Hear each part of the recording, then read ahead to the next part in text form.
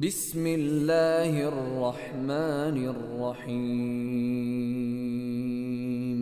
إن للمتقين مفازا حدائق وأعنابا وكواعب أترابا وكأسا دهاقا لا يسمعون فيها لغوا ولا كذابا جزاء من ربك عطاء حسابا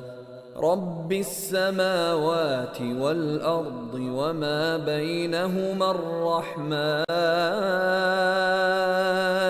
لا يملكون منه خطابا يوم يقوم الروح والملائكة صفا لا يتكلمون إلا من أذن له الرحمن وقال صوابا ذلك اليوم الحق فمن شاء اتخذ إلى ربه مآبا إنا أنذرناكم عذابا قريبا